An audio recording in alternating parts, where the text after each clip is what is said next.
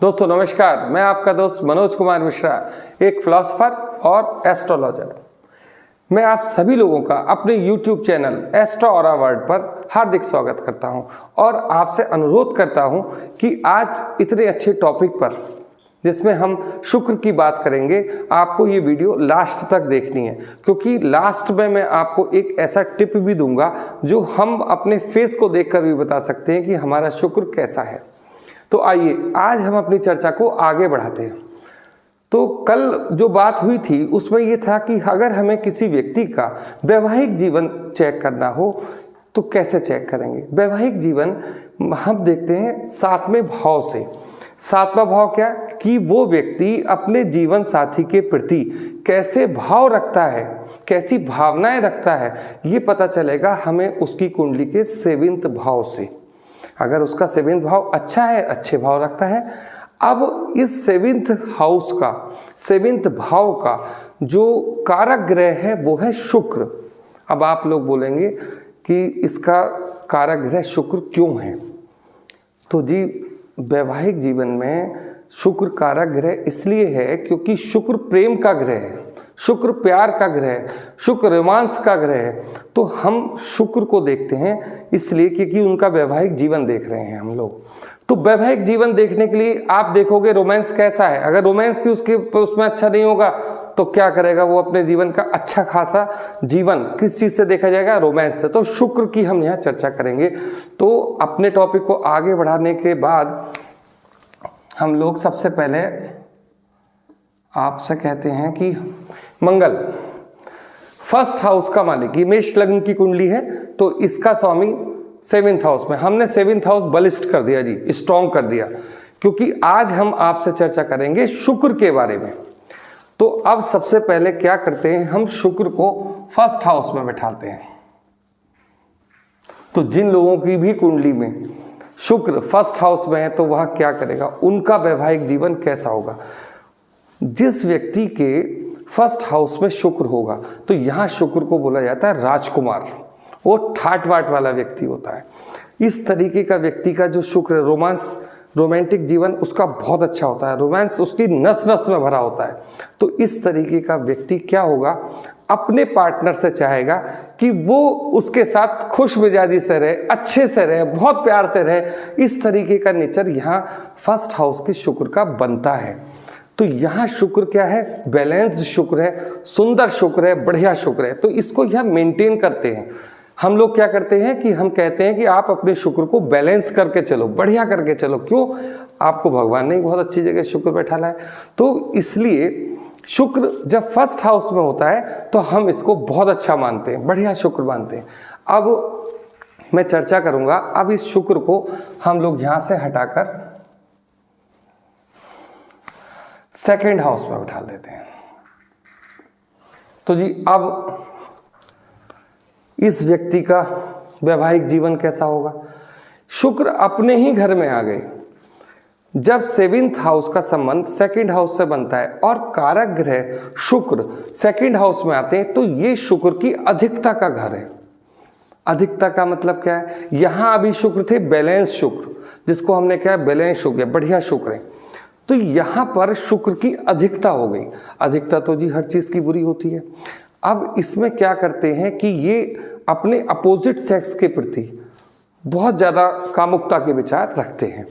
अब क्या होता है कि इनको हम ये भी बोलते हैं कि यहाँ पर शुक्र की अधिकता है, तो आप लोग थोड़ा इसको मेंटेन करके चलिए। हम लोग यहाँ कह रहे हैं मेंटेन करके चलिए, मतलब इसकी ज्यादा अधिकता है, इसको आप समझ के चलिए। अब हम बात करते हैं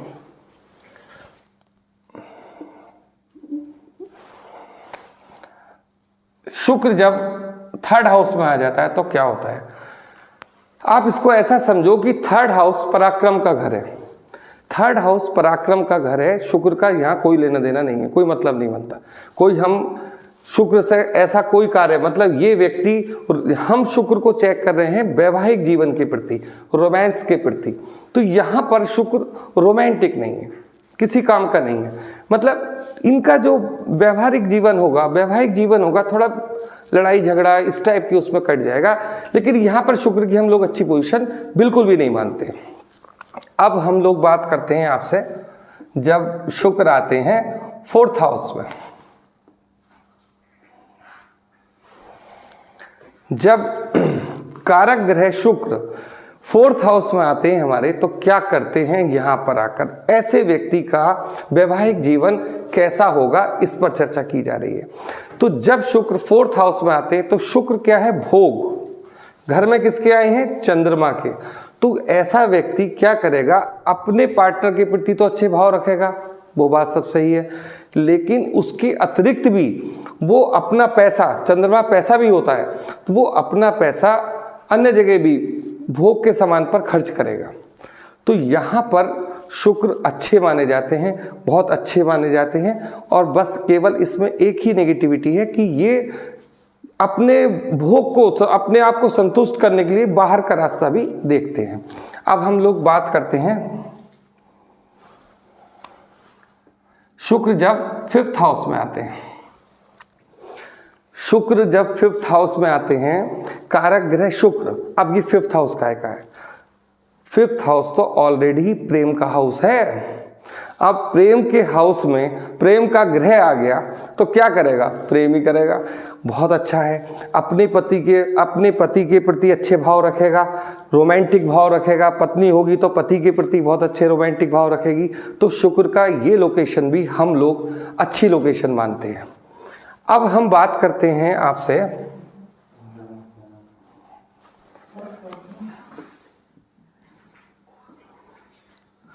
जब शुक्र 6ठे भाव में आ जाते हैं। तो जी 6ठा हाउस शुक्र का मतलब कारक ग्रह शुक्र, जब कारक ग्रह शुक्र 6 भाव में आ जाते हैं, 6ठे भाव में आ जाते हैं, तो ये शुक्र तो वैसे ही नीचता का भाव लिए हुए हैं। शुक्र यहाँ नीच की पोजीशन में। अब इसके भाव, अब ऐसे व्यक्ति के भाव अपने जीवन साथी के प्रति कैसे होंगे, ये नीचता के ही भाव रखेगा।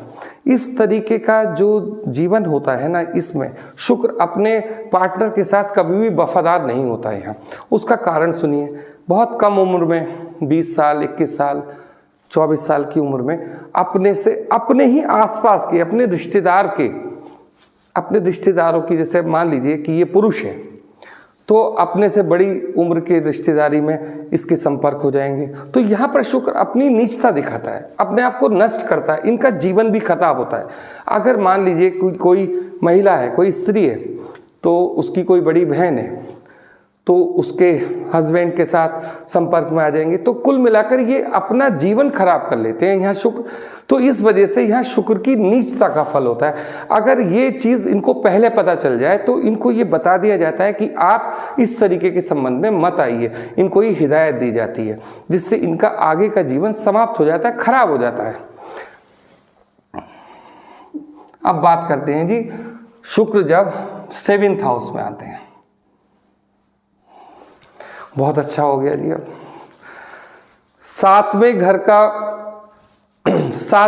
सातवां जो भाव है हमारा, उसका कारक ग्रह उसी के घर में बैठा है।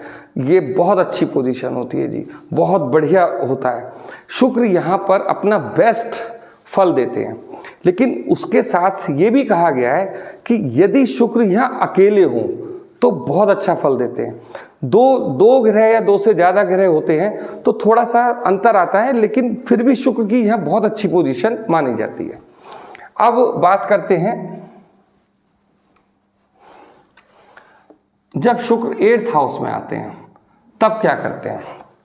अब 8th हाउस में आएंगे मतलब बुरा भाव है जी शुक्र का, ये फिर बुरा भाव में आ गए। 8th हाउस में क्या होता है, अब ऐसे व्यक्ति क्या होंगे, नीरस होंगे, उनके मन में कोई रोमांटिक भाव होगा ही नहीं।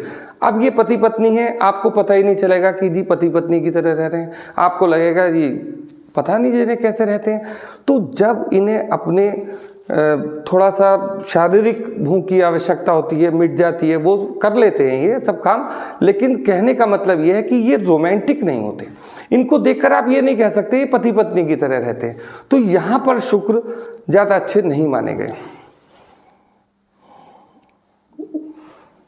अब जब शुक्र 9th हाउस में आते हैं तो जी शुक्र आ गए 9th हाउस में, तो ये भाग्य उसमें आ गई। शुक्र की ये लोकेशन भी अच्छी होती है, बस यहाँ पर आपस में जो लड़ाई झगड़ा होता है थोड़ा बढ़ जाता है।